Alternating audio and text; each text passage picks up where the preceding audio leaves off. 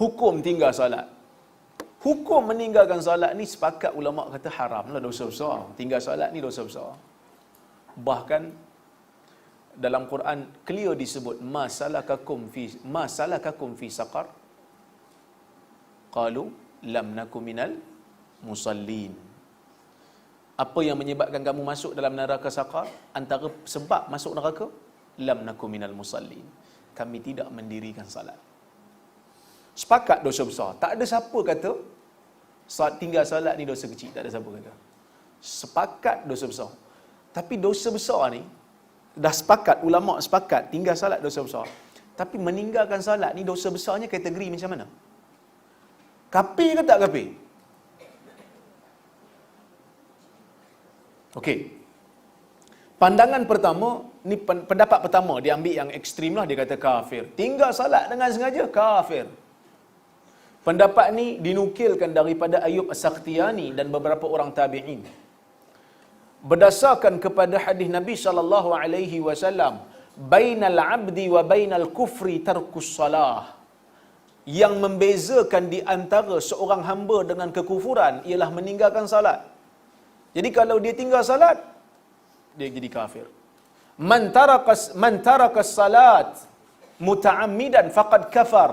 Dalam riwayat menyebut, sesiapa yang meninggalkan salat dengan sengaja maka telah menjadi kafir. Baik, dalam riwayat Abdullah bin Amr daripada Rasulullah sallallahu alaihi wasallam, Nabi menyebut salat pada satu hari, maka Nabi sallallahu alaihi wasallam kata, man hafaza 'alaiha kanat lahu nuran wa burhanan wa najatan yaumal qiyamah.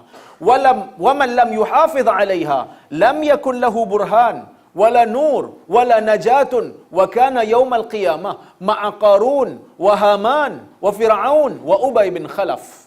Riwayat Ibn Hibban dengan sanad yang sahih. Sesiapa, Nabi kata, sesiapa yang memelihara solat. Saya saja je letak bahasa Arab, saya tak terjemah. Supaya tuan-tuan ada kerja menulis. Lepas tu cari CD. Kata ustaz terjemah laju sangat. Cari CD pula, seulang kaji. Kalau semua dah ada, tak apalah, datang tidur je lah kan. So bila ada benda nak catik tu okey lah sikit kan. Baik. Sebab ini bukan macam kuliah di masjid. Kuliah di masjid ustaz seorang je bawa kitab, yang lain semua Imam Syafi'i. Kitab tak bawa, pen tak bawa, apa tak bawa, dengar bawa Elio kan. Sesiapa yang memelihara salat, maka salat itu menjadi cahaya. Salat jadi cahaya untuk dia. Salat menjadi bukti keimanan dia. Burhan tu maksud bukti. Dan salat menjadi keselamatan, najat. Sebab betul-betul najat, bukan sajat. Sajat tu lain. Najat yaumal qiyamah. Keselamatan untuk dia pada hari kiamat.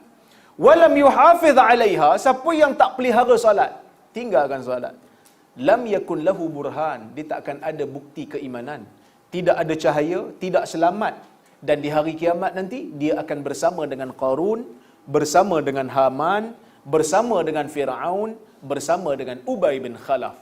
Ni orang jahat ni. Jadi dia kata kafir lah. Sebab duduk dengan Fir'aun. Fir'aun pun tengok, pasal apa nak sebelah aku? Kata aku tak solat.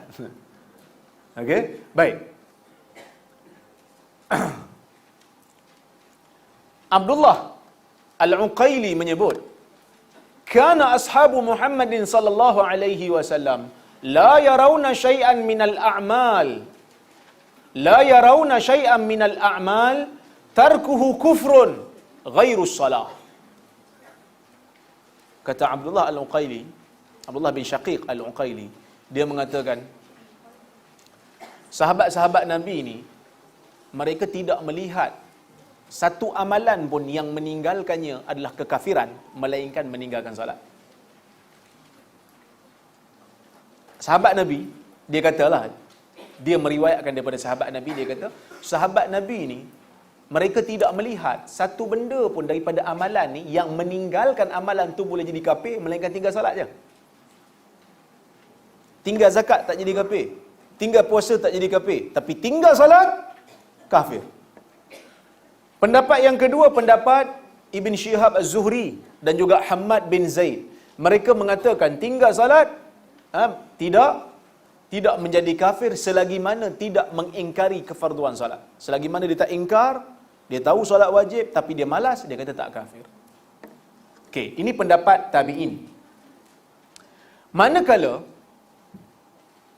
mutaakhirin yang memilih, atau mutaakhirin ni ulama yang kemudian yang memilih pandangan yang kedua ni, yang kata tak kafir selagi tak ingkar ni, Ibn Hibban, Tahawi, Ibn Abdul Bar dan Ibn Qudamah. Baik, dari sudut empat mazhab pula, tengok empat mazhab. Empat mazhab mengatakan, sepakat empat mazhab, sesiapa yang ingkar kefarduan salat menjadi kafir. Maksud ingkar kefarduan salat ni, dia tak mengaku salat tu wajib. Kita sebagai mukmin ni, pada benda wajib, kita ada dua tanggungjawab. Pertama, buat benda wajib. Yang kedua, mengaku benda wajib tu sebagai wajib. Ini kita panggil mengiktiraf benda wajib sebagai wajib. Kalau satu orang datang, dia kata kat kita, sebenarnya saya telah membaca banyak buku-buku agama dan saya buat keputusan solat zuhur ni sunat. Kafir dia. Kafir. Kerana dia ingkar kefarduan salat. Kerana fardu solat ni, yang 5 waktu ni ijma'. Datang dalam hadis yang mutawatir. Sama macam benda yang ijma' haram. Benda ijma' ni tak banyak, sikit benda ijma' ni.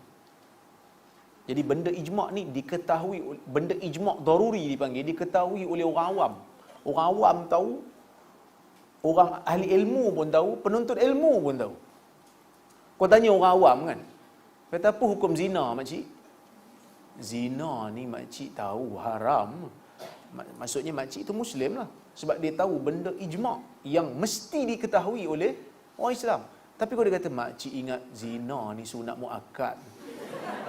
Kafir makcik. Kafir.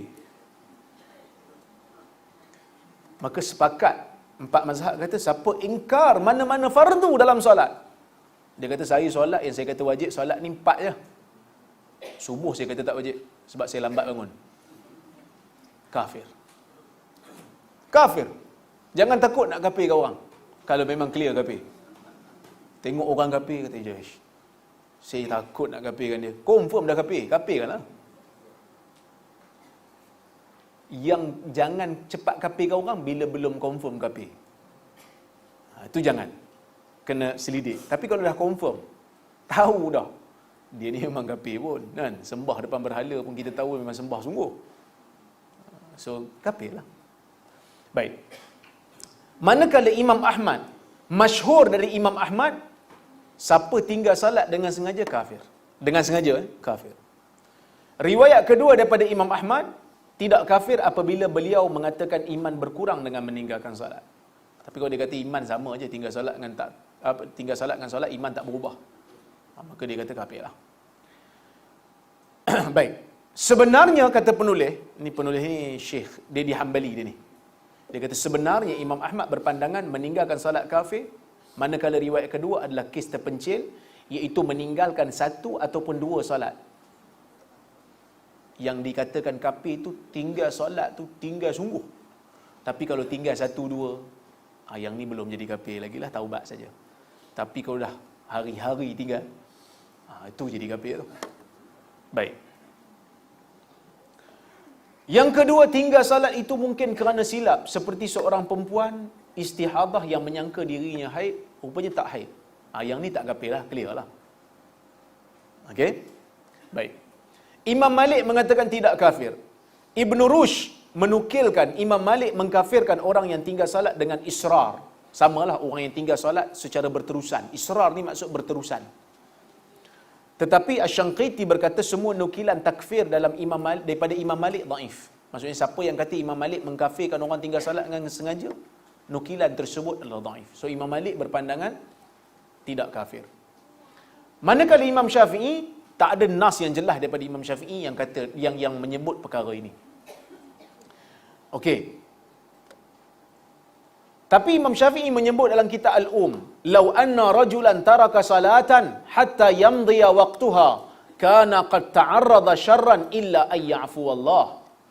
Kalau kita tengok dalam ayat ni, Imam Syafi'i sebut, Imam Syafi'i kata, sesiapa yang meninggalkan satu salat, Imam Syafi'i kata, siapa yang meninggalkan satu salat hatta yamdiya waqtuha, sehingga waktunya beredar, waktunya habis, kana qad ta'arrada syarran, sesungguhnya dia telah mendedahkan dirinya kepada satu keburukan, illa ay ya'fu Allah, kecuali jika Allah ampunkan.